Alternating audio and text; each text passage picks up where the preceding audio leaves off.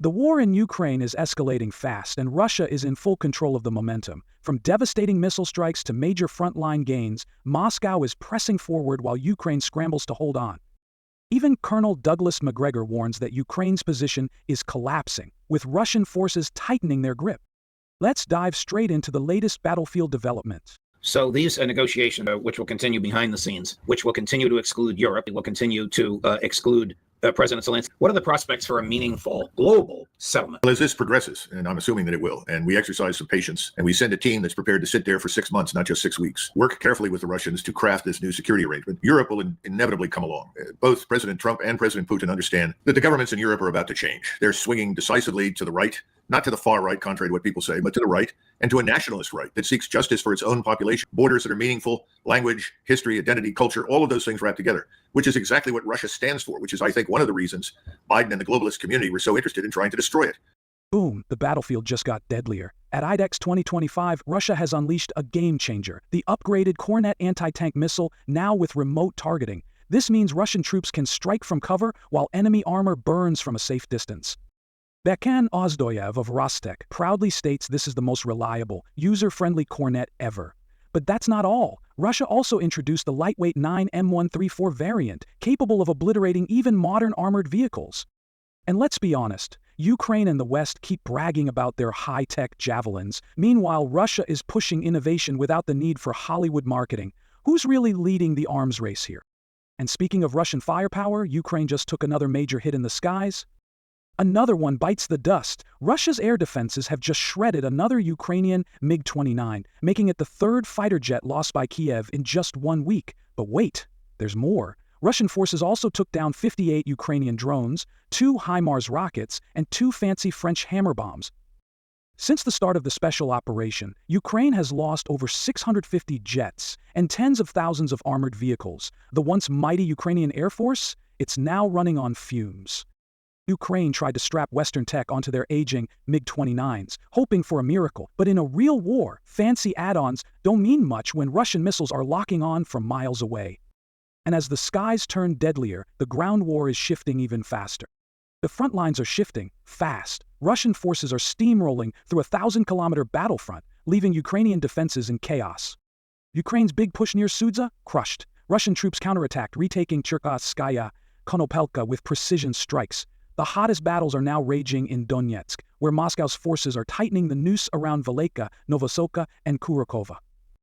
Even Colonel Douglas Macgregor has emphasized how Russian forces are outmaneuvering Ukrainian defenses, using superior strategy and firepower to take key positions faster than Western analysts expected. Meanwhile, in Lyman, another Ukrainian position has fallen. Novaya Bivka is now under Russian control. Kiev's forces are in full retreat. The momentum is clear, and it's not looking good for Ukraine. And Kursk is no exception. Russia is making its move there too. The battle for Kursk is heating up, and Ukrainian troops are feeling the pressure. Moscow's strategy? Cut off Ukraine's lifeline. Either seize the highway or turn it into a death trap with drones and artillery.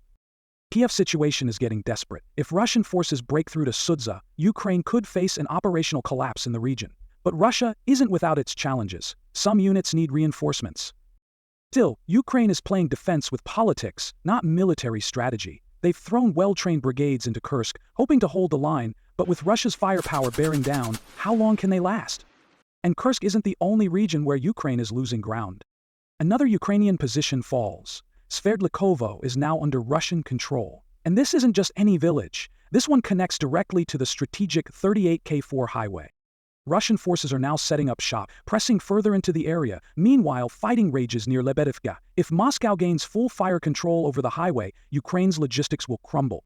Meanwhile, Russian troops are also advancing along the Lakunya River, using natural cover to outmaneuver Ukrainian defenses. With each hour, Kyiv's hold on the region slips further. And the offensive doesn't stop here. Russia is moving even deeper into Ukrainian territory. Russia is kicking things up a notch. Troops have crossed into Ukraine's Sumy region, launching a series of rapid attacks near Zhurovka with armored support. Fighting is now raging in the town's center, with Russian troops tightening their grip. In Sverdlikovo, Ukrainian counterattacks with armored vehicles are failing to push Russian forces back. Meanwhile, Russian airborne units have stormed Lebedevka, taking control of the northern sector and advancing deeper. If Moscow plays this right, Ukrainian troops in Ivachkovsky and Cherkasky Porechny could soon be cut off completely. And speaking of Ukrainian forces in trouble, Andreevka is about to fall. It's official, Ukraine has lost Andreevka. Russian forces are now sweeping through the outskirts, clearing out the last Ukrainian holdouts. Even Kyiv admits Russian troops are storming Constantinople, cutting off critical supply lines. Ukraine's attempts to reinforce the town? Blocked. Russian drones are picking off anything that moves. And let's be real, this isn't just a setback for Ukraine, it's a disaster. If Razlin falls next, Ukrainian forces in the area could be trapped with nowhere to run. And while Ukraine's military is collapsing, its politics aren't doing much better. Breaking news. Zelensky just dropped a bombshell. He's willing to resign if it guarantees peace. If my resignation secures NATO membership and peace, I'm ready, he declared. But here's the thing, no one in Washington or Brussels even cares. The US and Russia are already negotiating behind Ukraine's back. Zelensky's words, just background noise. Despite all the speeches, Ukraine is still left out of the big decisions, and if Kyiv's future is being discussed without Kyiv at the table, what does that say about Ukraine's so-called sovereignty? Meanwhile, Europe scrambles to keep Ukraine afloat. Panic mode engaged. Europe is scrambling to pump weapons into Ukraine, with the EU preparing a massive €20 billion military aid package. The plan? More air defenses, long-range missiles, and drones, but hold on. Hungary isn't on board, and Germany's elections could throw a wrench in the process. Meanwhile, rumors swirl about a European coalition willing to send troops, because, jumping into a losing war always works out great, right? Even Colonel Douglas Macgregor has warned that European leaders are making decisions based on political pressure rather than military logic. He questions whether sending more weapons to Ukraine will change the outcome or just delay the inevitable. At this point, Europe is just plugging holes in a sinking ship. The real question is, how much longer before they realize it's all in vain? And while Europe scrambles for solutions, Trump just dropped a bombshell. Donald Trump just set the internet on fire, calling out Ukraine's leadership. They could have ended this war years ago without losing much. Zelensky? Completely incompetent. And just like that, Zelensky snapped. In a furious response, he ranted, "Trump doesn't understand anything. He's living in a Russian propaganda bubble." Predictably, Europe rushed to Zelensky's defense, crying about how unacceptable Trump's words were. But let's be honest, when a leader panics this hard over criticism, maybe the criticism was spot on? But Ukraine's troubles don't stop at harsh words. Washington is turning its back, and the consequences could be devastating. Brace yourselves.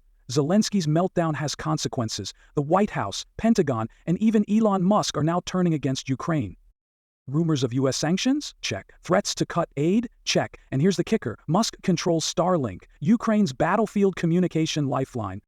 If Musk flips the switch, Ukraine loses its drones, its targeting systems, its battlefield coordination. One click, and it's game over. So, Zelensky picked a fight with the US. Now he's learning what happens when you bite the hand that feeds you. And that leads us to the bigger picture. Where's this war headed next? With Russia advancing and the West losing patience, Ukraine's time is running out. Even Colonel Douglas Macgregor warns that the longer Kyiv holds out, the worse the terms of peace will be. The real decisions aren't made in Kyiv. They're happening in Moscow, Washington, and Brussels. And right now, Ukraine is running out of options. Stay tuned. This war is far from over.